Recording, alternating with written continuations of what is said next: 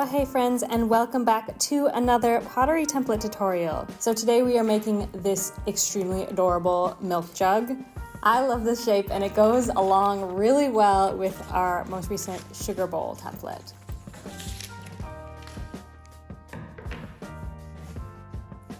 So first you want to tape together the two sides of MJ1. This is going to be part of the body of the milk jug. And then go ahead and roll out a 1/2 centimeter slab. I recommend going a little bit thicker with the handle, so I'm going to suggest that you use a 1 centimeter slab for the milk jug handle.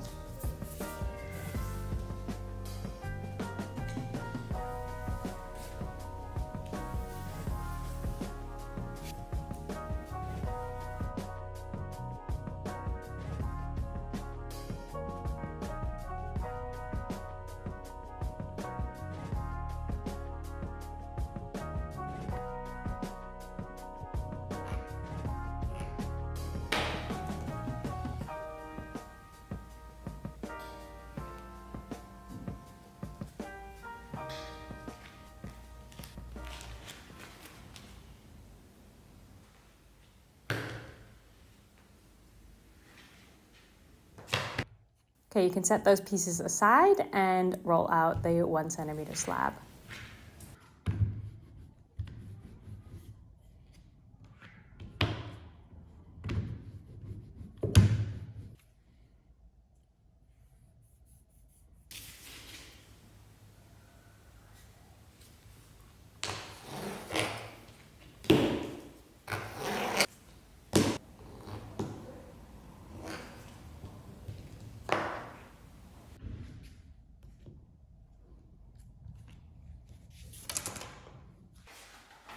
Okay, now I recommend letting your template pieces dry out just a little bit so they're not so floppy. So a few minutes in front of the fan or just sitting out for maybe a 1/2 hour to firm up a little bit, that will be just fine. Okay, so we're going to start assembling the body of the milk jug. So we're starting with MJ1 here, and you want to cut the straight ends at a 45-degree angle so you can overlap them when you connect them.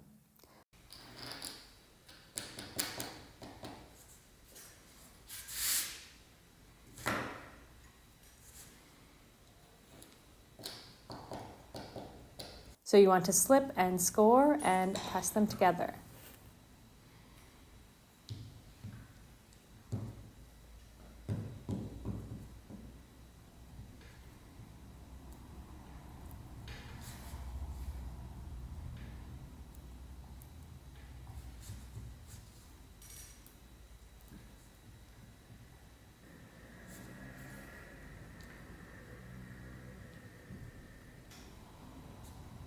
Okay, I'm going to be repeating that with MJ2. This is the other part of the body. So cut each side at a 45-degree angle, slip and score, and press together firmly.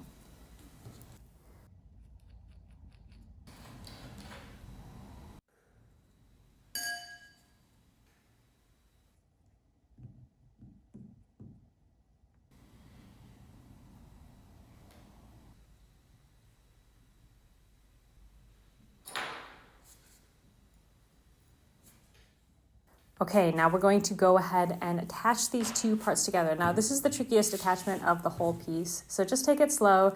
You want to score each side and then line them up and make sure they're really well aligned before you start pressing them together.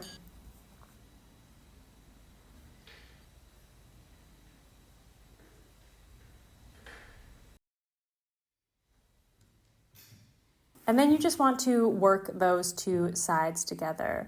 So as Bianca's doing here, pressing the two sides into each other. You can use your fingers for this or you can use a rib, whatever makes most sense to you.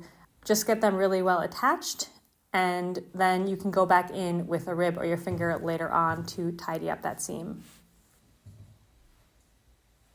And don't forget to tidy up the inside as well, since we're going to be using this with food. You want to not leave any cracks or crevices for any bacteria to build up. So I recommend using a wet paintbrush to smooth out the inside.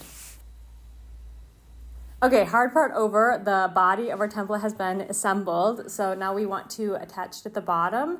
So just go ahead and mark where it's going to sit. You'll notice that the bottom is a little bit bigger than it has to be. This is always the same with my templates. This is so that you can attach first and then trim to the perfect size.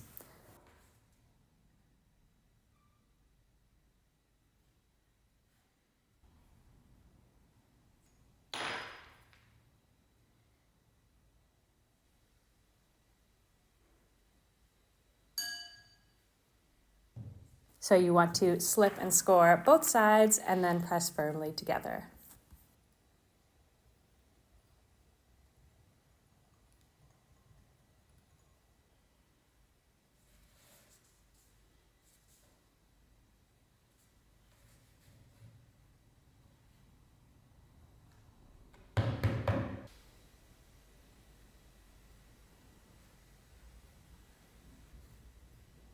Once they're well attached, you can go ahead and trim off the excess and blend in the seam.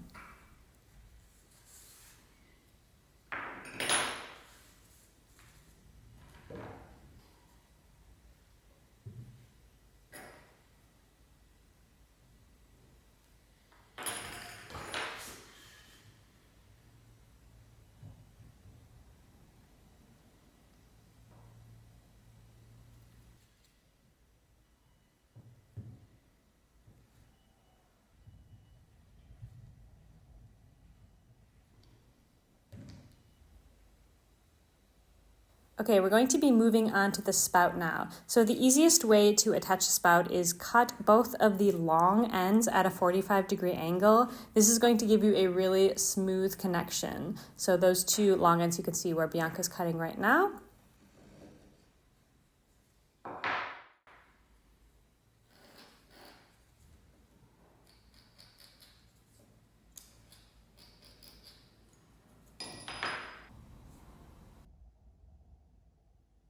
And then you want to mark where they're attached. So Bianca's showing a really nice trick here where you slip and score one side and then you can just hold it up against the side of your pot and the slip will leave a mark where you want to slip and score that side.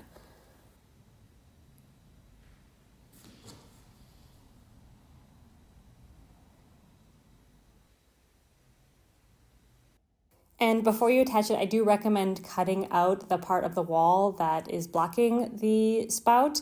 It's going to be really hard to get into that narrow space after you attach the spout, so I do recommend doing that ahead of time.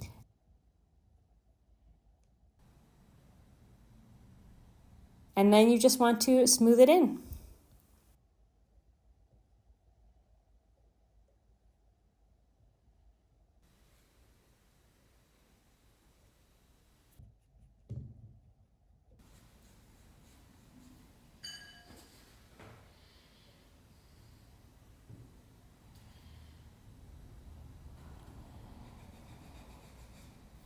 Sponge on a stick always helps.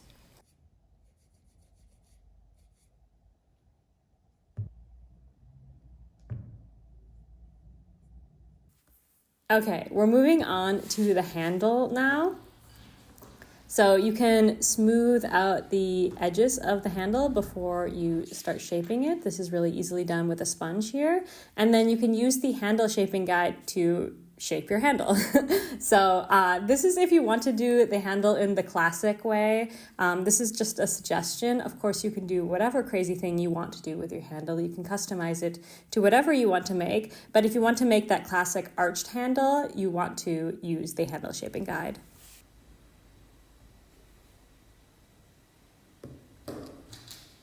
And make sure you cut each end of the handle at a 45-degree angle so that it matches up to the side of the creamer. And as always, slip and score to attach.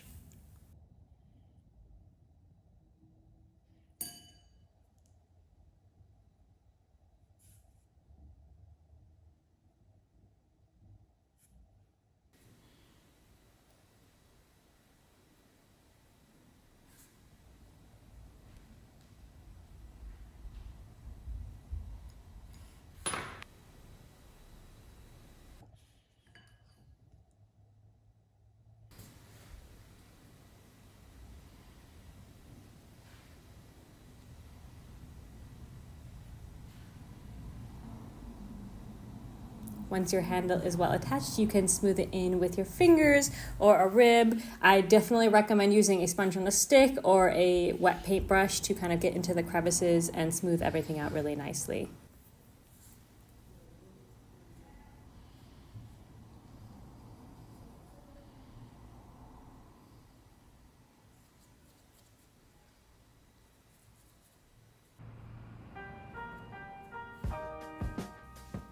Okay, that means our milk jug is complete. Now all we need to do is let it dry out.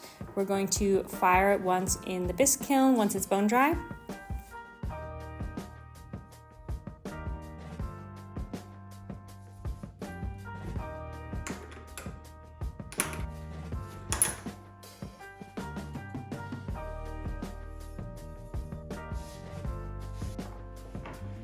And then, as usual, we're going to put on a beautiful, simple white glaze.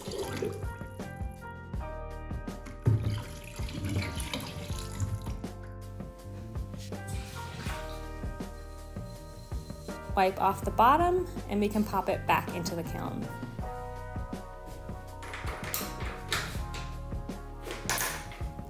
And here is the final result. I'm so freaking tickled by this cute little milk jug. I just find it so cute. And with this template, I actually think this would be a great project to scale up. You could actually scale up this template to be, you know, a proper jug if you want to. It's a super versatile template. I think he's extra cute. I love tiny things. And I hope that you enjoyed this tutorial, and I'll see you next month with a new one. Bye, friends.